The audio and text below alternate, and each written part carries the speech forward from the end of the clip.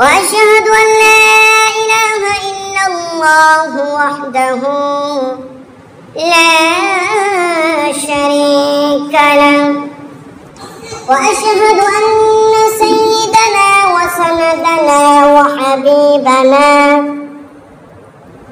وحبيب قلوب ربنا ومولانا محمدا عبده ورسوله. أما بعد فأعوذ بالله من الشيطان الرجيم. بسم الله الرحمن الرحيم. ولقد آتينا داود وسليمان علما. صدق الله العلي العظيم وصدق رسول النبي الكريم. نحن على ذلك من الشاهدين والشاكرين. وقال الله تعالى إنه من سليمان وإنه بسم الله الرحمن الرحيم. إلى موضع الآخر وتفقد الطير فقال ما لي لا أرى الهدهد أم كان من الغائبين. صدق الله العظيم. সম্মানিত মুআজ্জাজ মুসল্লিয়ানে কেরাম, আমরা সর্বপ্রথমে মহান রব্বে কারিমের দরবারে, বিশ্ব প্রতিপালকের দরবারে শুকর ও সুজুদ আদায় করেছি। মহান আল্লাহ তাআলা আপনাকে, আমাকে, আমাদেরকে সুস্থ রেখে, ভালো রেখে তিনি আমাদেরকে মসজিদে আসার জন্য, বসার জন্য, কিছু দিনই কথাবার্তা শোনার জন্য তৌফিক দান করেছেন।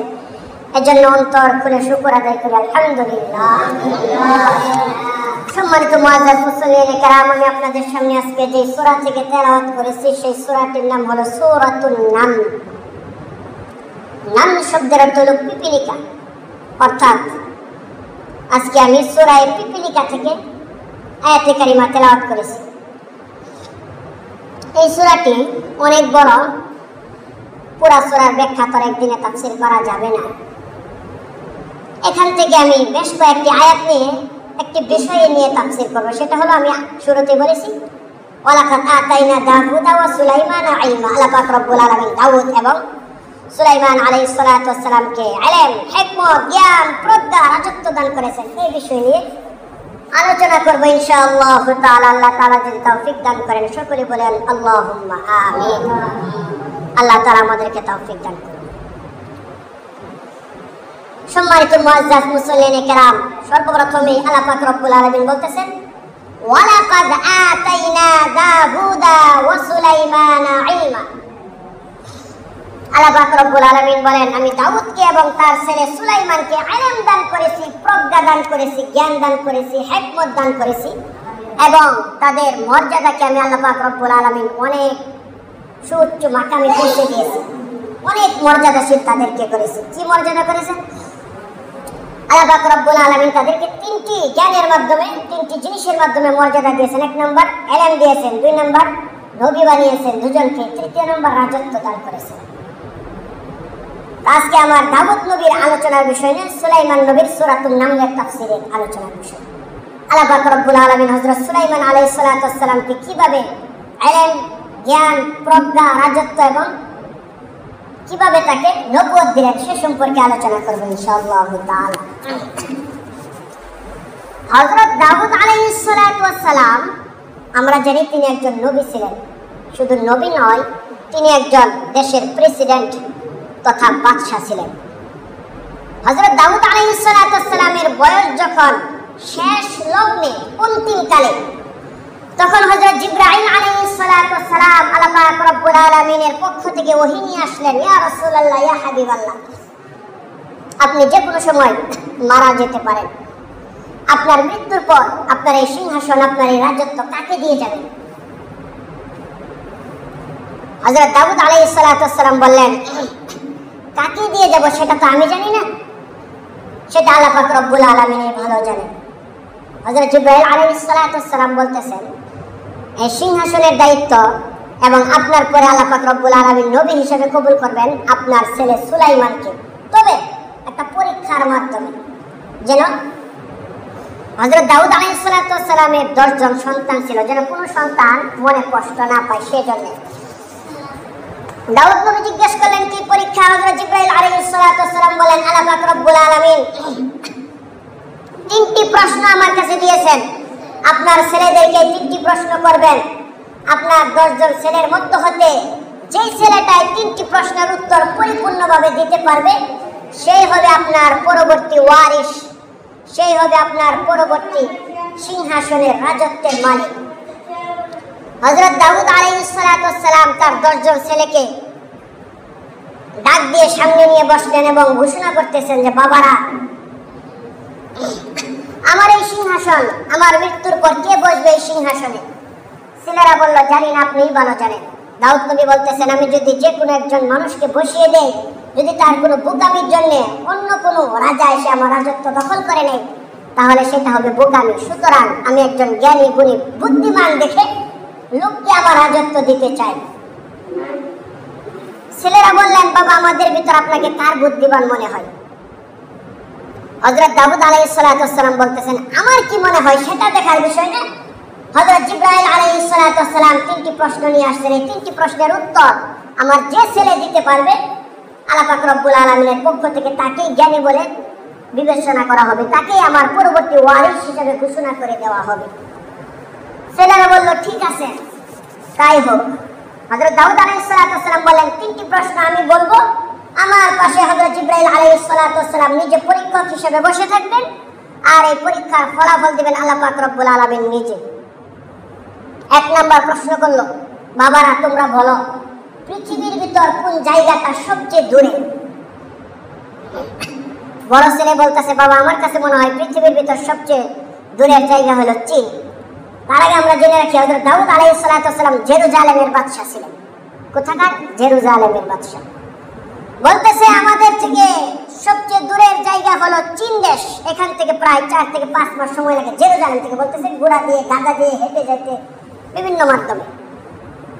আর এক ছেলে বলতেছে, না বাবা, ভাইয়ের উত্তরটা ঠিক হয় নাই। এই জেরুজালেম থেকে সবচেয়ে দূরের জায়গা হলো জাপান দেশ, সূর্যোদয়ের দেশ। হযরত দাউদ আলাইহিস সালাম এভাবে এক একজন করে প্রশ্ন করলেন। আর একজন বলতেছে, বাবা, আমাদের কাছে মনে হয় যে পৃথিবীর ভিতর সবচেয়ে দূরের জায়গা হলো চাঁদ। বলতেছেন, আমি জানি চাঁদেও একজন মানুষ যাবে, চাঁদটাই হলো সবচেয়ে দূরের জায়গা। তারপর সুলাইমানকে জিজ্ঞেস করলো, বাবা তুমি বলো। হযরত সুলাইমান আলাইহিস সালাম বলতেছেন, বাবা আমি জানি পৃথিবীর ভিতর সবচেয়ে দূরের জায়গা হলো কবর।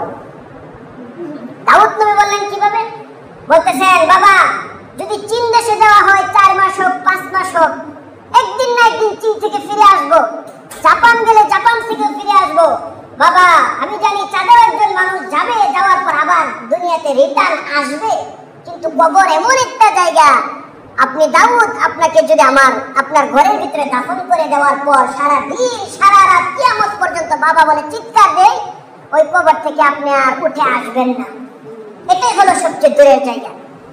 জিবরাইল আলাইহিস সালাম দাউদ নবীকে জানিয়ে দিলেন উত্তর সঠিক, সুলাইমানের উত্তর সঠিক।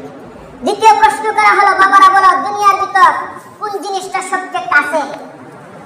এক ছেলে উত্তর দেয়, সবচেয়ে কাছের হলো বাবা মা। আরেকজন বলে, না, সবচেয়ে কাছের হলো অক্সিজেন, অক্সিজেন ছাড়া মানুষ বাঁচে না, এটাই কাছে।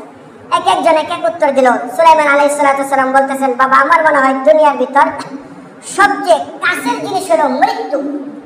মৃত্যুটা মানুষের এত কাছে, আল্লাযী খালাকাল মাউতা ওয়াল হায়াতা লিয়াবলুয়াকুম, এই আয়াতের ব্যাখ্যা করতে গিয়ে আল্লামা ইবনে আব্বাস, হযরত আব্বাস রাদিয়াল্লাহু তাআলা আনহু, আব্দুল্লাহ ইবনে আব্বাস রাদিয়াল্লাহু তাআলা আনহু, তিনি বলতেছেন, আজালাহু ওয়া আমালাহু ওয়া রিজকাহু ওয়া সাতাইউল আমসাই, আল্লাহ পাক রব্বুল আলামিন মানুষের হায়াতের আগে মৃত্যু লিখে রেখেছেন, 4টা জিনিস লিখেছেন।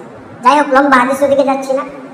তো বলতেছেন, এই মৃত্যুটা মানুষের সব সময় কাছে থাকে, কে কখন মারা যাবে এটা বলা যায় না, সবচেয়ে কাছের জিনিস হলো মৃত্যু। তৃতীয় নাম্বার প্রশ্ন করা হলো, বাবারা বলো, পৃথিবীতে কোন জিনিসটা সবচেয়ে দামি? এক সন্তান বলে স্বর্ণের দাম সবচেয়ে বেশি, আর একজন বলে না, হীরার দাম সবচেয়ে বেশি, আর একজন বলে না, এরকম জাওহারাত, হীরা, আর একজন বলে অক্সিজেন, অনেক কিছু বললো। সুলাইমান বলতেছে, বাবা আমার কাছে মনে হয় সবচেয়ে দামি জিনিস হলো ঈমান। মানুষের হীরা, মণি, মুক্তা, স্বর্ণ, টাকা পয়সা সব আছে, ঈমান নেই, তার চেয়ে হতভাগা আর কেউ নাই। আরেকজন মানুষ হালাল খায়, কিচ্ছু নাই দুনিয়াতে, যদিও সে ভিক্ষা করে, যদি মানটা থাকে, এটাই হলো সবচেয়ে সুন্দর, এটাই হলো সবচেয়ে দামি জিনিস। হযরত জিবরাইল আলাইহিস সালাতু ওয়াস সালাম দাউদ নবীকে বলে দিলেন, আমি চলে যাচ্ছি আকাশে, পরীক্ষার রেজাল্ট নিয়ে আসবো, আল্লাহ পাক রব্বুল আলামিন ফলাফল ঘোষণা করবেন।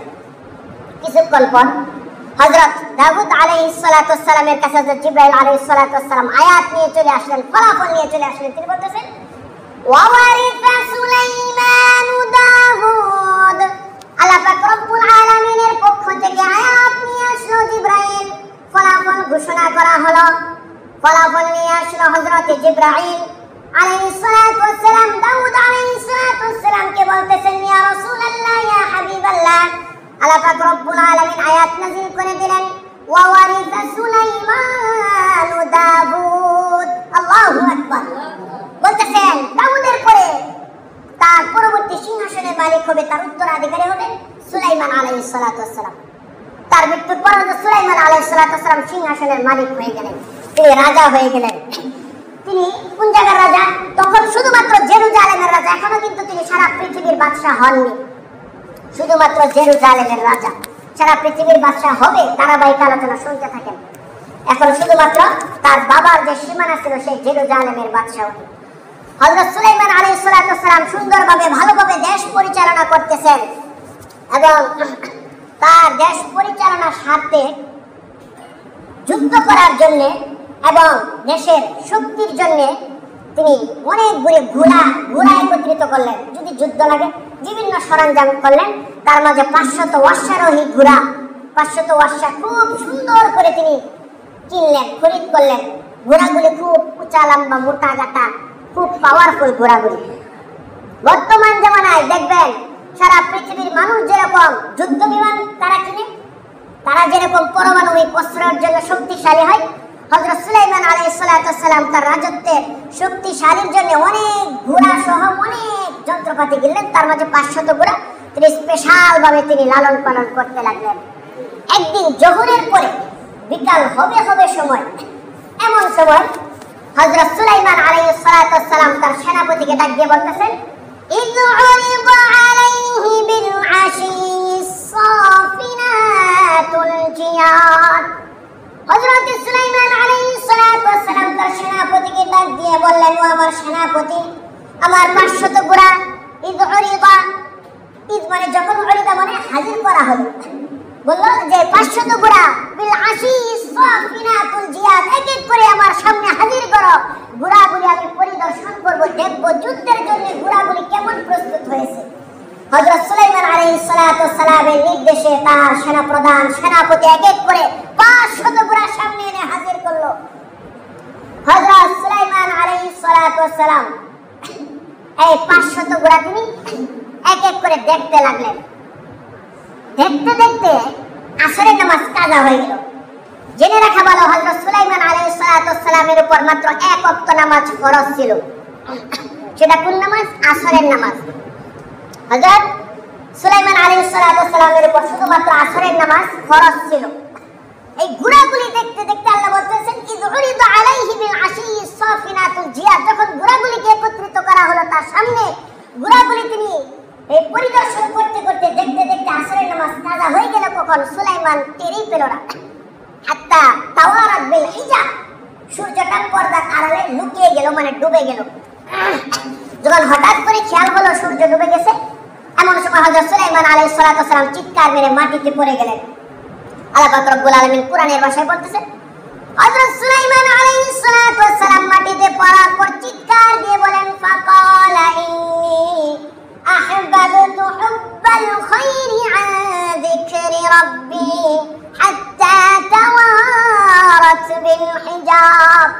হযরত সুলাইমান আলাইহিস সালাতু ওয়াস সালাম চিৎকার মেরে বলতে লাগলেন, হায় হায় আফসোস, আমি সুলাইমানের জন্য কি হলো, আমি আল্লাহ পাক রব্বুল আলামিনের জিকির থেকে, আল্লাহ পাক রব্বুল আলামিনের স্মরণ থেকে গাফেল হয়ে আমি দুনিয়ার সম্পদের প্রতি বিমুখ হয়ে গেলাম, আমি মুগ্ধ হয়ে গেলাম। আমি দুনিয়ার এই ঘোড়াগুলি দেখতে দেখতে হাত্তা তাওয়ারাত বিল হিজাব, কখন যে সূর্য পর্দার আড়ালে লুকিয়ে গেল, অর্থাৎ সূর্য ডুবে গেল, আমি তো টেরই পাইলাম না। এখন কি হবে? এখন আমাদের জামানায় নিয়ম হলো কোনো ব্যক্তি যদি কোনো কারণবশত নামাজ জোহরের নামাজ বা আসরের নামাজ আদায় করতে না পারে, তাহলে অন্য সময় কাজা করার একটা ফুরসত, একটা সুযোগ আছে। কিন্তু তখন সুলাইমান আলাইহিস সালাম সহ তার উম্মতের উপরে শুধুমাত্র আসরের নামাজ ফরজ ছিল, কাজার কোনো অপশন নাই। যে কাজা হয়ে গেছে, সে যে কাজা আদায় করবে আবার নামাজ মিস হয়ে গেছে, এই অপশন নাই। আল্লাহ পাক রব্বুল আলামিনের কাছে তার শাস্তি হতে হবে। তিনি পেরেশান হয়ে গেলেন। হাত্তা তাওয়ারাত বিল হিজাব, যখন সূর্য দেখলেন যে সূর্য ডুবে গেল, হযরত সুলাইমান আলাইহিস সালাম চিন্তা করলেন, আমি নবী হয়ে একটা নামাজ কাজা হয়ে গেলে এখন কি হবে। তিনি অপেক্ষা করতে লাগলেন। জিবরাইল আসলে জিবরাইলের কাছে জিজ্ঞেস করবেন, এখন কি সুযোগ, কি করব আমি। একদিন চলে যায়, 2 দিন চলে যায়। আল্লাহ পাক রব্বুল আলামিন বলতেছেন, ওয়ালাকাদ ফাতান্না সুলাইমান, সুলাইমানের কাছে আর জিবরাইল আসে না। তিনি তো আতঙ্কিত হয়ে গেলেন, জিবরাইল আসে না মানে নিশ্চয় আল্লাহ পাক রব্বুল আলামিন আমার উপর ওহী বন্ধ করে দিয়েছে।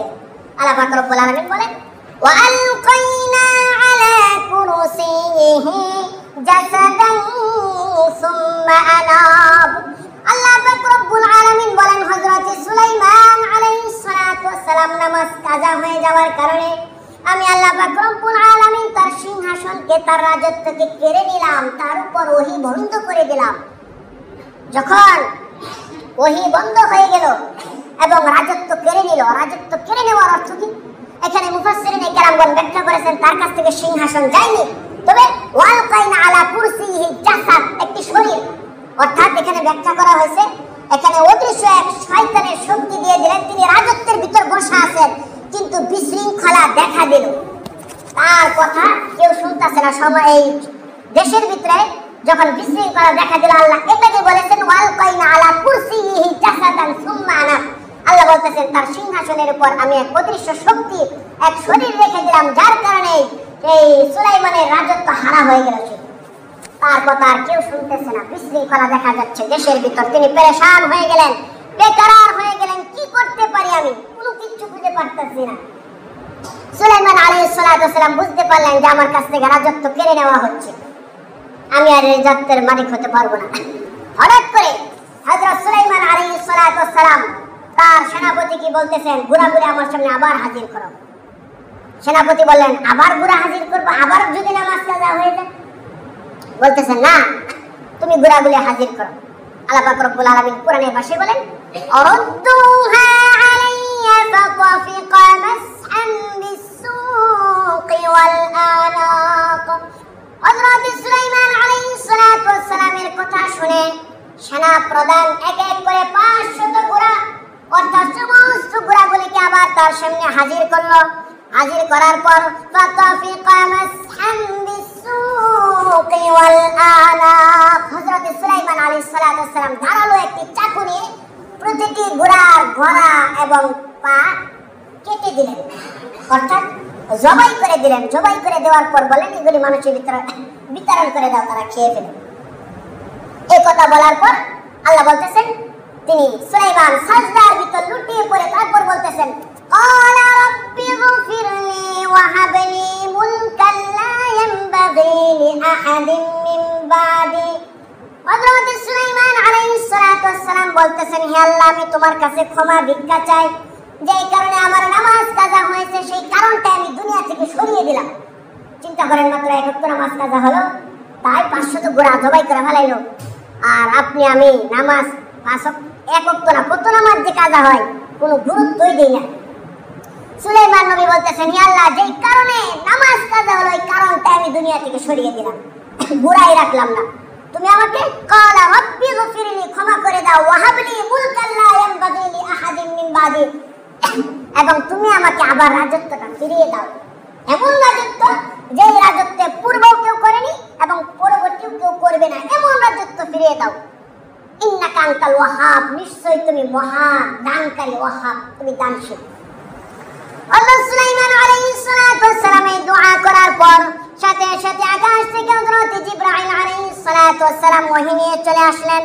হযরত সুলাইমান আলাইহিস সালামকে বললেন, ইয়া রাসূলুল্লাহ, ইয়া হাবিবাল্লাহ, আপনি জমিন থেকে মাটিতে উঠান, আল্লাহ পাক রব্বুল আলামিন আপনার জন্য 5টি সুসংবাদ দিয়েছে। কয়টি? 5টি সুসংবাদ। 1 নাম্বার হলো আপনি যে দোয়া করলেন, রব্বিগফিরলি, আল্লাহ আমাকে ক্ষমা করো।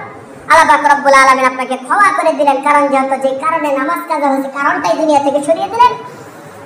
আল্লাহ পাক রব্বুল আলামিন আপনার উপরে খুশি হয়ে 1 নাম্বার ঘোষণা দিয়েছেন, তিনি ক্ষমা করে দিলেন। দ্বিতীয় নাম্বার আপনি যে চাইলেন মুলকাল্লা ইয়ামবাগি লিআহাদিন মিন বাদি, এমন রাজত্ব দান করতে যে রাজত্ব আগেও কাউকে দেওয়া হয়নি, পরেও দেওয়া হবে না। আল্লাহ পাক রব্বুল আলামিন এই দোয়া কবুল করে আপনাকে এমন রাজত্ব দিবেন ঘোষণা করে দিলেন। সুবহানাল্লাহ। সুলাইমান আলাইহিস সালাম তখন পর্যন্ত জেরুজালেমের বাদশা ছিল। তখন জিবরাইল বলতেছে যে আল্লাহ পাক রব্বুল আলামিন আজ থেকে আপনাকে নির্দেশ দিলেন আপনি যেন সারা পৃথিবীর ভিতর আপনি এই একত্ববাদের তাওহীদের দাওয়াত দেন, আর যেন এই পৃথিবী পুরা রাজত্ব আস্তে আস্তে আপনার কাছে চলে আসবে। এই তখন গিয়ে সুলাইমান আলাইহিস সালামের কাছে পুরা পৃথিবীর রাজত্ব আসে। তার আগে শুধুমাত্র জেরুজালেমের রাজত্ব ছিল। কয়টি পুরস্কার গেল? 2টি পুরস্কার। 3 নাম্বার পুরস্কার বলতেছেন فسخرنا له الريح تجري بأمره رخاء حيث أصاب। জিবরাইল বলতেছে ইয়া রাসূলুল্লাহ, ইয়া হাবিবাল্লাহ, যে ঘোড়াগুলি দিয়ে আপনি দেশ সফর করতেন, এই ঘোড়াগুলি যেহেতু আপনি জবাই করে দিলেন, এখন কি দিয়ে আপনি দেশ সফর করবেন? কি দিয়ে আপনি দেশে যাবেন? এই দেশ থেকে ওই দেশে যেতে হবে না, খোঁজ খবর নিতে হবে, আপনি যত বাচ্চা কি দিয়ে যাবেন? এই জন্য আল্লাহ পাক রব্বুল আলামিন খুশি হয়ে ফাসাখখারনা লাহুর রিহ, বাতাসকে আপনার অনুগামী করে দিয়েছেন। আপনি বাতাসকে যা বলবেন তাই শুনবে। আপনি যদি বলেন বাতাস ডান দিকে যাও, ডান দিকে যাবে, বাম দিকে যাও, বাম দিকে যাবে। আচ্ছা আপনার আমি যদি বলি এই বাতাস ডান দিকে যাও, যাবে বাতাস? বাম দিকে যাও, যাবে আমাদের কথা শুনবে না। জিবরাইল আলাইহিস সালাম বলতেছেন আপনি সিংহাসন বানাবেন, বিশাল বড় সিংহাসন। এই বাতাস আপনার সিংহাসনকে নিয়ে আপনি যেই জায়গাতে যেতে যান ওই জায়গাতে আপনাকে নিয়ে চলে যাবে। এটা হলো 3 নাম্বার পুরস্কার। 4 নাম্বার পুরস্কার হিসেবে বলে দেওয়া হয়েছে ওয়াউলিমনা মানতিকাত তায়রি ওয়া উতিনা মিন কুল্লি শাই। হযরত জিবরাইল আলাইহিস সালাম বলতেছেন ইয়া রাসূলুল্লাহ, ইয়া হাবিবাল্লাহ, আপনার জন্য আরেকটি পুরস্কার হলো আল্লাহ পাক রব্বুল আলামিন আপনাকে সমস্ত পশু পাখি যা কিছু আছে এবং সমস্ত কিছু গরু ছাগল হাঁস মুরগি পিপিলিকা যা আছে সবার ভাষা বোঝার জন্য আপনাকে ক্ষমতা দিয়েছে। আজ থেকে বুঝবেন সুবহানাল্লাহ। এবং তাদের উপরে আপনি রাজত্ব করবেন, তাদের উপরে রাজত্বের আল্লাহ পাক রব্বুল আলামিন পাওয়ার আপনার উপরে দিয়েছে। এটা গেল কয় নাম্বার? 4 নাম্বার। 5 নাম্বার বলতেছেন ওয়াশায়াতিনা কুল্লা বান্নাই ওয়া গাওয়াস, এবং সমস্ত অবাধ্য জিনকে অবাধ্য শয়তানকে আপনার অনুগামী করে দিয়েছেন। এই সমস্ত অবাধ্য শয়তান দিয়ে আপনি বিভিন্ন কাজ করাবেন রাষ্ট্রে। ওয়াশায়াতিনা কুল্লা বান্নাই ওয়া গাওয়াস। সুলাইমান বললেন জিন কি আমার কথা শুনবে?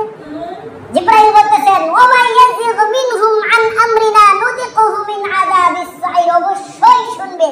যদি না শুনে আল্লাহ পাক রব্বুল আলামিনের পক্ষ থেকে একদল ফেরেশতা নিযুক্ত থাকবে, যে সমস্ত জিন আপনার কথা শুনবে না আগুনের চাবুক দিয়ে ফেরেশতারা তাকে লাগাতার বিরামহীনভাবে প্রহার করতে থাকবে। সুতরাং তারাও শুনতে বাধ্য, তারা শুনবে। এবং এখানে একটা কথা বলা হয়েছে কি ওয়াশায়াতিনা কুল্লা বান্নাই ওয়া গাওয়াস ওয়া আখারিনা মুকাররানিনা ফিল আসফার। আল্লাহ পাক রব্বুল আলামিন কোনো ভালো জিনকে সুলাইমান নবীর বাধ্য করেননি। যারা অবাধ্য ছিল, যারা আল্লাহ পাক রব্বুল আলামিনের ইবাদত বন্দেগী করত না, যারা কাফের ছিল, ওই সমস্ত শয়তান জিনদেরকে ওয়া আখারিনা মুকাররানিনা ফিল আসফার আল্লাহ পাক রব্বুল আলামিন তাদের শাস্তি হিসেবে আর সুলাইমান আলাইহিস সালামের রাষ্ট্র পরিচালনার সুবিধার্থে ওই সমস্ত অবাধ্য শয়তান জিনদেরকে হযরত সুলাইমান আলাইহিস সালামের তাবে অনুসারী করে দিলেন। ওয়া আখারিনা মুকাররানিনা ফিল আসফার ওয়াশায়াতিনা কুল্লা বান্নাই ওয়া গাওয়াস। এই 5টা পুরস্কার হযরত সুলাইমান আলাইহিস সালাম বললেন ঠিক আছে, তাহলে আমি আজ থেকে কার্যক্রম শুরু করলাম। পরদিনে হযরত সুলাইমান আলাইহিস সালাম সিংহাসন বানালেন জিনদের মাধ্যমে। বানানোর পর তিনি সারা রাজ্যের ভিতর ঘোষণা করে দিলেন ওয়া হুশিরা লিসুলাইমানা জুনুদুহু মিনাল জিন্নি ওয়াল ইনসি ওয়াত তায়রি ফাহুম ইউজাউন। হযরত সুলাইমান আলাইহিস সালাম বলতেছেন আজকে আমার সংসদের প্রথম, এখন থেকে আমরা যে সংসদের যে প্রথম অধিবেশন হয়, দায়িত্ব ভাগ করে দেয়, কে মন্ত্রী হবে, কে এমপি হবে, কার কি দায়িত্ব হবে। হযরত সুলাইমান আলাইহিস সালাম ঘোষণা করে দিলেন জুনুদুহু মিনাল জিন ওয়াল ইনস ওয়াত তায়র, পাখি এবং জিন মানুষ তারা 3 দলে বিভক্ত হয়ে সবাই যেন সুলাইমান আলাইহিস সালামের সিংহাসনের সামনে এসে উপস্থিত হয়। সুলাইমান আলাইহিস সালাম প্রত্যেককে আলাদা আলাদা ভাবে তাদেরকে কাজ দিবেন, তাদেরকে বিভিন্ন দায়িত্ব বন্টন করে দিবেন। সুলাইমান আলাইহিস সালাম যখন এই ঘোষণা দিলেন, ঘোষণা দেওয়ার পর সারা রাজ্যের ভিতর ঘোষণা করে দেওয়া হলো, ওয়া হুশিরা লিসুলাইমান জুনুদুহু মিনাল জিন্নি ওয়াল ইনসি ওয়াত তায়রি ফাহুম ইউজাউন। সুলাইমান নবীর পক্ষ থেকে ঘোষণা হচ্ছে, সবাই সমস্ত মানুষ, জিন এবং যে সমস্ত পশু পাখি আছে তাদের মধ্য থেকে যেন অনেক বড় একটা অংশ সুলাইমান আলাইহিস সালামের সামনে এসে উপস্থিত হয়। সুলাইমান আলাইহিস সালামের সামনে এসে এই সংসদের প্রথম অধিবেশন, তখন তো সংসদ না, সিংহাসন ছিল, এই সিংহাসনের ভিতরে মন্ত্রিসভা হতো, এটার ভিতরে তারা কার্যক্রম পরিচালনা করত। সুলাইমান আলাইহিস সালাম প্রথম দিন ডাকলেন, ডাক দেওয়ার পর 3টা লাইন করলেন, বলতেছেন মিনাল জিন্নি, এই লাইনটা হবে জিন, এখানে জিন থাকবে, তোমরা এখান থেকে সরে যাও, ওইদিকে তোমরা জিনকে দেখবে না, তারা এখানে বসবে, আর এই জায়গাতে বসবে মানুষগুলি, আর এই জায়গাতে বসবে পশু পাখি যারা আছে তারা বসবে। সুলাইমান আলাইহিস সালাম মানুষদেরকে এক এক করে দায়িত্ব বুঝিয়ে দিলেন, তুমি এই জায়গার ম্যানেজার, তুমি এই জায়গার মন্ত্রী, এই জায়গার এমপি, তুমি পানি দেখবে, তুমি নদী দেখবে, মানুষের দুঃখ দেখবে, মানুষের খাবার দিবে, মানুষের ভিতরে দায়িত্ব বুঝিয়ে দেওয়ার পর তিনি মানুষকে উদ্দেশ্য করে বলতেছেন এবং ওই সমস্ত পাখিকে উদ্দেশ্য করে বলতেছেন। আল্লাহ এখানে মানুষের কথা বলেছেন, ওয়াকালা ইয়া আইয়ুহান নাস, হে মানুষ সকল, তোমরা জেনে রাখো আমি শুধু তোমাদের উপরে রাজত্ব নয়, বরং সুআল্লিমনা মানতিকাত তায়র, পাখির উপরে রাজত্ব করব। যখন মানুষের বন্টন করে দেওয়া শেষ, সুলাইমান আলাইহিস সালাম এবার পাখিকে উদ্দেশ্য করে বলেন, ওয়াল্লিমনা মানতিকাত তায়র ওয়া উতিনা মিন কুল্লি শাই, হে পাখিরা, হে পশু পাখিরা, আজ থেকে তোমরা আমার কথা বুঝবে, আমিও তোমাদের কথা বুঝবো, এবং আমি যেভাবে বলি এভাবে তোমাদের পরিচালনা হতে হবে। পাখিদের ভিতর কিছু পাখিকে দায়িত্ব দিলেন যে তোমরা দেখবে এই সমস্ত পাখিরা যেন কোনো বিশৃঙ্খল না করে, তারা যেন এভাবে চলে, কারো কোনো সমস্যা হলে আমার কাছে যেন বিচার নিয়ে আসে। তার মাঝে একটি পাখিকে সুলাইমান আলাইহিস সালাম, হুদহুদ পাখি, তাকে পানির দায়িত্ব দিলেন। হযরত সুলাইমান আলাইহিস সালামের উপর কোন নামাজ ফরজ ছিল? আসরের নামাজ। আসরের নামাজ যখন হবে, যখন আজান তো তখন আজান হইতো কিনা জানি না, তখন তো এক ওয়াক্ত নামাজ ফরজ ছিল। যাই হোক, এটা নবীর আজান, তো কিভাবে নবীর আমলে হইতো? বলা হয়েছে যখন আসরের নামাজের সময় হবে, হুদহুদ পাখি এখান থেকে কি করবে? সুলাইমান আলাইহিস সালামকে পানির সন্ধান দিবে। আল্লাহ পাক রব্বুল আলামিন হুদহুদ পাখিকে এমন জ্ঞান, এমন প্রজ্ঞা, এমন মেধাবী দিয়েছিলেন, হুদহুদ পাখি যদি জমিনের ভিতর তার ঠোঁট লাগাইতো তাহলে বুঝতে পারতো 70 কিলোমিটারের ভিতর কোন জায়গাতে পানি আছে, সেটা বুঝতে পারতো। আল্লাহু আকবার কাবীরা। তখন সুলাইমান আলাইহিস সালাম দৈত্যজিনকে বলতো, এখান থেকে মাটি খনন করো, পুরো, তারপর এখান থেকে পানি উত্তোলন করে তিনি উজু করতেন, মানুষ খেত, এবং মানুষের ফসলের ভিতর দেওয়া হতো, নদী থেকে দেওয়া হতো, যেখানে পানি প্রয়োজন ছিল এগুলি করতেন, দিলেন বন্টন করে। তারপর জিনদেরকে সুলাইমান আলাইহিস সালাম বলতেছেন, আমি তোমাদেরকে 2টি ভাগে বিভক্ত করব। 1 নম্বর ভাগের নাম হলো ওয়া মিনাশ শায়াতিনি মাইয়াগুসুনা লাহু ওয়া ইয়ামালুনা আমালান দুনা যালিক। সুলাইমান আলাইহিস সালাম বলতেছেন, এক দল জিনকে আমি ডুবুরির কাজ দিলাম, যারা নাকি সমুদ্রের নিচ থেকে হীরা, মণি, মুক্তা এগুলি নিয়ে আসবে। আল্লাহ পাক রব্বুল আলামিন সূরাতুর রহমানের ভিতর বলেন, ইয়াখরুজু মিনহুমাল লুলু ওয়াল মারজান, সমুদ্রের নিচে কি আছে? স্বর্ণ আছে, মণি, মুক্তা আছে, এই কাপড়ের ফ্যাক্টরি আছে, মাইকের, ফ্যানের ফ্যাক্টরি আছে, লাইটের, জুসের, চকলেটের, বিস্কুটের ফ্যাক্টরি আছে। আজ পর্যন্ত দেখছেন স্বর্ণের কোনো ফ্যাক্টরি আছে? স্বর্ণ কেউ বানাতে পারে না। স্বর্ণের মূল ধাতু মাটি থেকে উঠে, খুনি উঠে, আর ওই মূল ধাতু দিয়ে বর্তমানে যারা জুয়েলার্সের ব্যবসা করে তারা বিভিন্ন নকশা করে হাতের ব্রেসলেট বানা, চুড়ি বানা, বিভিন্ন বানা, কিন্তু মূল ধাতুটা তারা, মূল পদার্থটা তারা বানাতে পারে না। এটা ইয়াখরুজু মিনহুমাল লুলু ওয়াল মারজান। আল্লাহ পাক রব্বুল আলামিন বলেন সমুদ্রের নিচ থেকে আসে।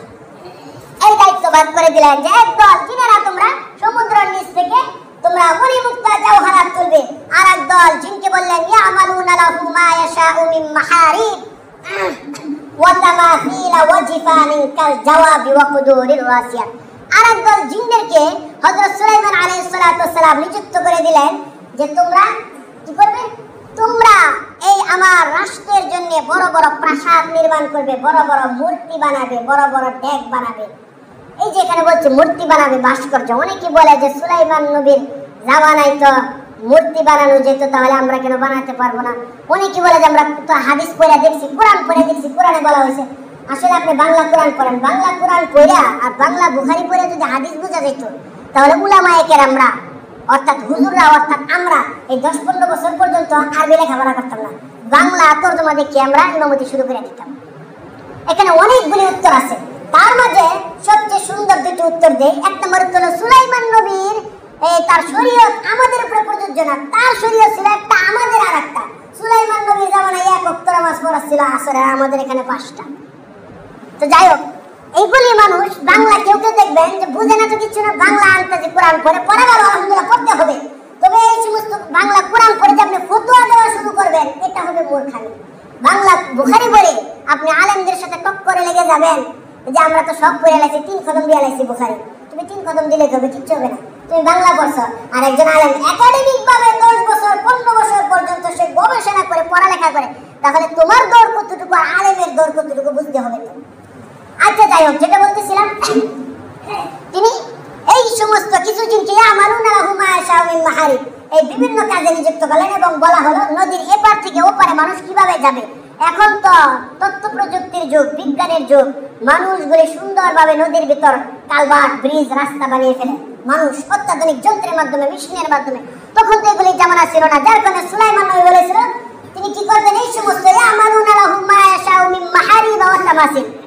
সুলাইমান নবী, হযরত সুলাইমান আলাইহিস সালাতু ওয়াস সালাম এই সমস্ত জিনের মাধ্যমে নদীর পানিকে তিনি সরিয়ে লোহা দিয়ে, তারপর কাঠ দিয়ে, বিভিন্ন যন্ত্রের মাধ্যমে ছোট ছোট ব্রিজ বানাইতো, মানুষগুলি যেন সুন্দর করে ঘোড়া নিয়ে, গাদা নিয়ে, পায়ে হেঁটে যেন এপার থেকে ওই পারে চলে যেতে পারে। আর একদল জিনের দায়িত্ব ছিল এটা। তাদের প্রত্যেককে যখন স্ব দায়িত্ব ভাগ করে দেওয়া হলো, ভাগ করে দেওয়ার পর প্রত্যেকে কাজে লেগে গেল। কয়েকদিন পর হযরত সুলাইমান আলাইহিস সালাতু ওয়াস সালামের কাছে একদল পাখি বিচার নিয়ে আসলো। এই পাখিরা একদিন বট গাছের মাঝে তারা ঘুমাচ্ছে, ঘুমানোর আগে দেখে একজন আল্লাহওয়ালা বুজুর্গ মানুষ, মাথায় লম্বা জুব্বা, মাথার ভিতর, শরীরে লম্বা জুব্বা, মাথার ভিতর টুপি এবং পাগড়ি পরে, হাতে তসবিহ নিয়ে গাছের নিচে বসে আছে। পাখিরা মনে করলো এই লোক তো শিকারী নয়, এই ব্যক্তি তো বুজুর্গ, হয়তো জিকির করবে, আল্লাহ ইবাদত করবে। তারা আরামসে ঘুমিয়েছে। যখন ঘুমালো, বুজুর্গ ব্যক্তি তার বগলের নিচ থেকে বন্দুক বের করে ফায়ার শুরু করলো। 3টা পাখি মারা গেল। পাখিগুলো এসে বাকি পাখিরা হযরত সুলাইমান আলাইহিস সালাতু ওয়াস সালামের কাছে নালিশ জানালো, ইয়া রাসূলুল্লাহ, ইয়া হাবিবাল্লাহ, আমরা যখন ঘুমালাম এই বুজুর্গ ব্যক্তি আমাদের উপর ফায়ার শুরু করলো। সে যে শিকারী আমরা এটা বুঝতে পারি না, সে যদি শিকারীর বেশ ধরে আসতো তাহলে আমরা বুঝে নিতাম যে সে শিকারী, তখন আমরা সেফে থাকতাম, সতর্কতা থাকতাম। সতর্কতা থাকার পরেও যদি আমাদের কোনো সাথী ভাই মারা যেত তাহলে আমাদের কোনো অবজেকশন, আমাদের কোনো প্রশ্ন, আফসোস, অভিযোগ ছিল না, কারণ পাখি শিকারী জায়েজ। কিন্তু সে যেহেতু শিকারীর বেশ না ধরে দরবেশের বেশ ধরে চিটারি করলো, সে দরবেশের বেশ ধরে পাখি শিকারী করলো, আমাদেরকে ধোঁকা দিল, এই মুনাফিকি করলো, মুনাফিকের বিচার চাই। সুলাইমান আলাইহিস সালাতু ওয়াস সালাম বললেন, দরবেশ সাহেব কোথায়? পাখিরা বললেন, ওই রাস্তা দিয়ে যাচ্ছে, অমুক রাস্তা দিয়ে। সেনাবাহিনী পাঠিয়ে ধরে নিয়ে আসলো। বললো, এমনটা কেন করলে? তিনি বললো যে পাখি ধরার জন্য। সুলাইমান আলাইহিস সালাতু ওয়াস সালাম ওই দরবেশের একটি হাত কেটে দিলেন। পাখিরা খুশি হয়ে চলে গেল। ওয়াউল্লিমনা মানতিকাত তাইরি ওয়া উতিনা মিন কুল্লি শাই। সুলাইমান আলাইহিস সালাতু ওয়াস সালাম সমস্ত কিছুর বিচার করতেন, মানতিকাত তাইর, পাখিদেরও বিচার করতেন। পাখিদের এই বিচারটা সুন্দরভাবে মানুষের করে দিলেন। এই পাখিরা খুশি হয়ে তারা চলে গেল। সুলাইমান আলাইহিস সালাতু ওয়াস সালাম ঘোষণা করতেছেন যে আমি আগামীকালকে আমার সিংহাসন নিয়ে এবং কিছু জিন নিয়ে এবং কিছু পশু পাখি নিয়ে, মানুষ নিয়ে আমি সর্বপ্রথম মক্কায় সফর করব। মক্কাতে সফর শেষে আমি ইয়ামানে আসবো সফর করার জন্য। তোমরা সকলে প্রস্তুত থেকো। পরদিন হযরত সুলাইমান আলাইহিস সালাতু ওয়াস সালাম সিংহাসনের ভিতরে উঠলেন, সিংহাসন নিয়ে যাবেন। সিংহাসন কত দ্রুত ছুটে, আল্লাহ পাক রব্বুল আলামিন অন্য আয়াতের ভিতর বলেন, ওয়ালি সুলাইমান রিহা হুদুহা শাহরু ওয়া রাওয়াহুহা শাহর। হযরত সুলাইমান আলাইহিস সালাতু ওয়াস সালামের সিংহাসন একদিনে 2 মাসের রাস্তা অতিক্রম করতে পারে। সুবহানাল্লাহ। আল্লাহ বলতেছেন একদিন না, এক সকালে 1 মাসের, হুদুওয়া ওয়া আশিয়া, এবং এক বিকালে 1 মাসের। অর্থাৎ হযরত সুলাইমান আলাইহিস সালাতু ওয়াস সালামের সিংহাসন পুরো একদিন লাগে না, একদিনের আগে, এক সকালে এক বিকালে 2 মাসের রাস্তা অতিক্রম করে।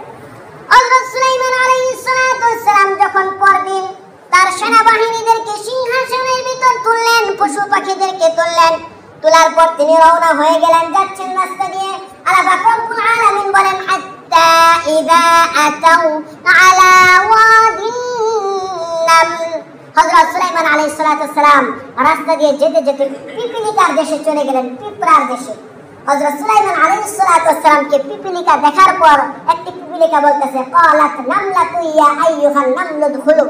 তিনি বলতেছেন যে হে পিপিলিকার দল, সুন্নতের সময় হয়েছে, যারা সুন্নত করে নাই সুন্নত করে।